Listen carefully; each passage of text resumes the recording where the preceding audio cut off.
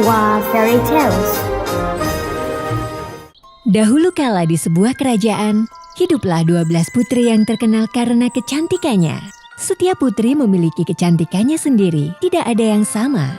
Sang raja ayah mereka sangat ketat dalam mendidik putri-putrinya. Dia memaksa anak-anaknya untuk belajar menyulam dan menjahit, pelajaran yang dia anggap cocok untuk anak perempuan.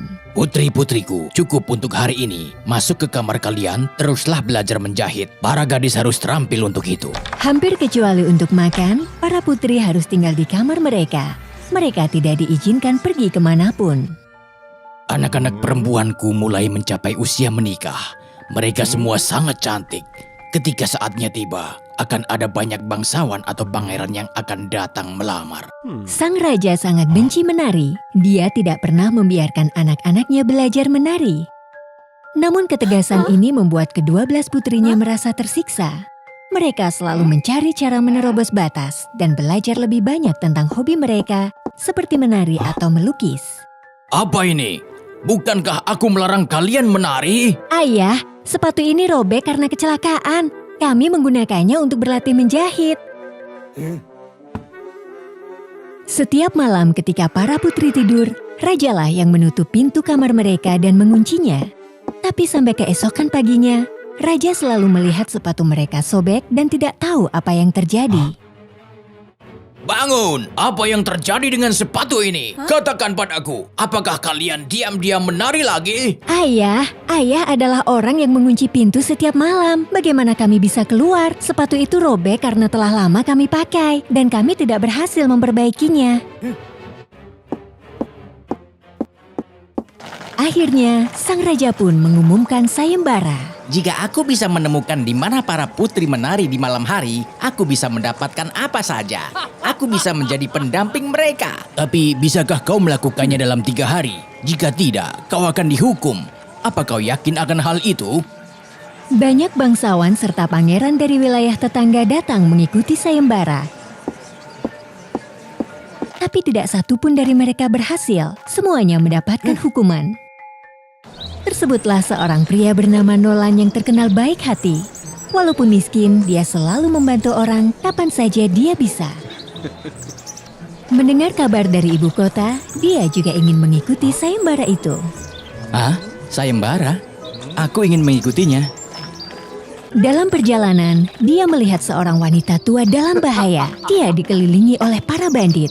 Sebagai seorang prajurit yang sudah tidak bertugas, Nolan dengan cepat melawan para bandit tanpa berpikir. Lalu dia menyelamatkan wanita tua itu.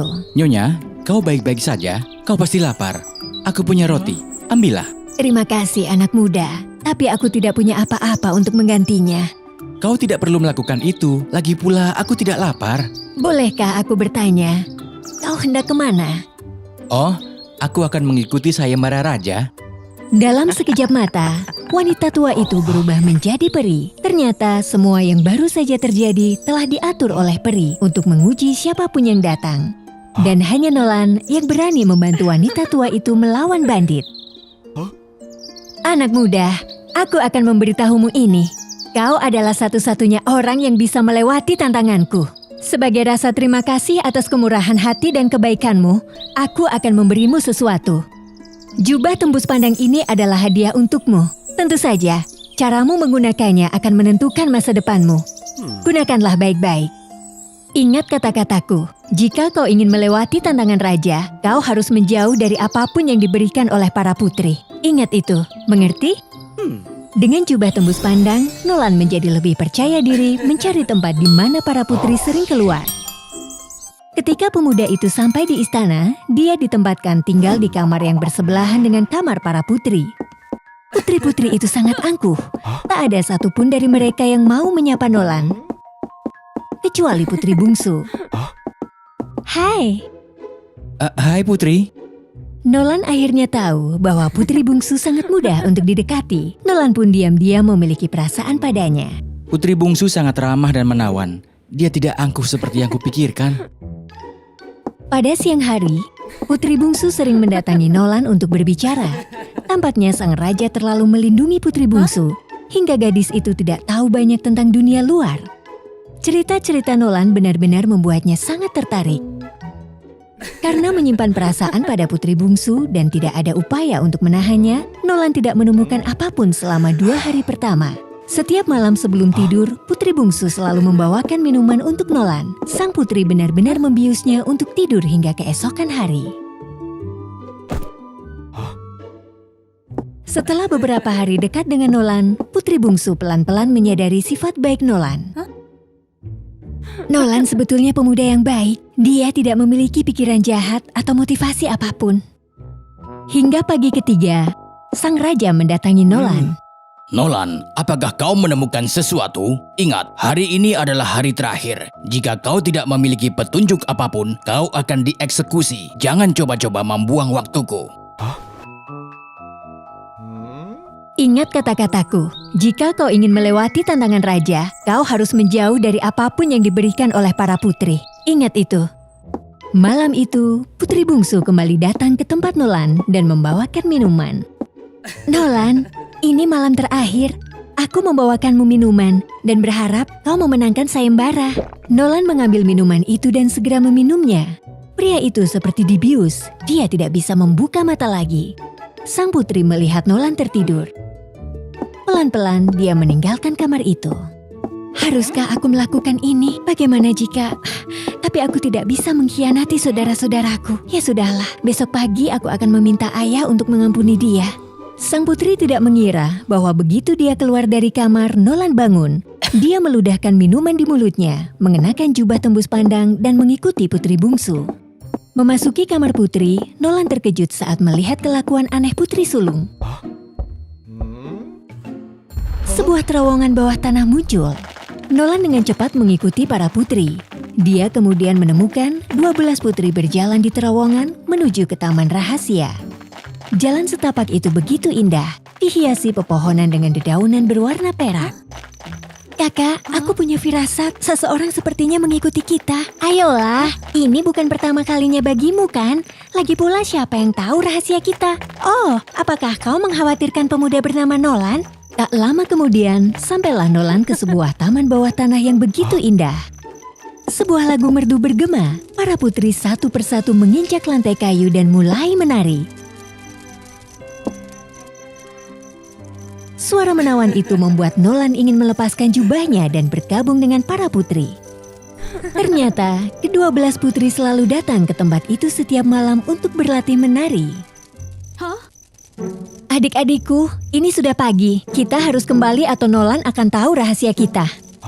Selama perjalanan kembali ke istana, Nolan mencoba untuk tetap berjalan selangkah lebih depan dari ke-12 putri. Nolan kembali ke kamar tidurnya, melepas jubahnya dan tidur sambil mendengkur seperti malam sebelumnya. Perhatikan, kalian mendengar dengkuran itu kan? Apalagi yang kita khawatirkan? Keesokan paginya, Raja memanggil para putri dan Nolan ke istana. Bagaimana Nolan? Sudahkah kau menemukan tempat di mana 12 putriku berada tadi malam? Para putri terkikik, yakin bahwa Nolan akan gagal seperti yang lain. Tapi ternyata tidak seperti yang mereka pikirkan. Informasi apa yang didapatkan dari orang yang tidur? Saya sudah menemukan jawabannya. Mohon ikuti saya, Yang Mulia. Nolan membuka terowongan dengan cara yang sama seperti yang dilakukan oleh putri sulung. Dia membawa raja ke jalan setapak yang ditumbuhi pohon-pohon berdaun perak. Jalan menuju taman tadi malam. Para putri seharusnya tidak perlu menyembunyikan ini. Apa yang salah dengan mengejar hasrat dan impian kalian? Ke-12 putri pun tak punya pilihan. Mereka harus mengakuinya. Ayah, tolong jangan paksa kami untuk melepaskan ruang pribadi dan hobi kami. Semakin dilarang, kami semakin ingin belajar tentang dunia luar. Kami mengetahui tempat ini dari surat yang ditinggalkan oleh ibu. Dia memberitahu kami jalan rahasia menuju taman ini. Ini adalah tempat di mana dia datang untuk berlatih menari. Bagi kami ini adalah jalan menuju impian kami. Kami juga ingin seperti dia, memuaskan hasrat dan impian kami. Setelah mendengarkan anak-anaknya, Raja tiba-tiba menyadari bahwa dia tampaknya terlalu ketat membuat anak-anaknya tidak nyaman. Semua berawal dari kepergian sang ratu, ibu dari ke-12 putri. Di masa lalu, Raja sangat mencintai ratunya. Dia selalu mendukungnya dalam segala hal, termasuk hasratnya untuk menari. Namun saat mereka berjalan-jalan ke gunung, karena kecerobohan saat menari, sang ratu terpeleset dan jatuh ke jurang. Sejak itu, Raja sangat benci tarian. Bahkan di festival besar kerajaan pun, kegiatan menari juga dilarang. Namun akhirnya, sang raja telah berubah pikiran. Dia mengizinkan 12 putrinya pergi keluar, melakukan apa yang mereka suka, dan mengenal orang-orang yang mereka anggap cocok. Raja pun menepati janjinya. Nolan diangkat sebagai bangsawan. Hanya satu permintaan Nolan, yaitu diizinkan untuk tetap berhubungan dengan putri bungsu. Putri bungsu pun memiliki perasaan terhadap Nolan. Mereka pun saling jatuh cinta. Pesta pernikahan keduanya diadakan dengan sangat meriah di istana. Mereka pun berdua hidup bahagia selamanya.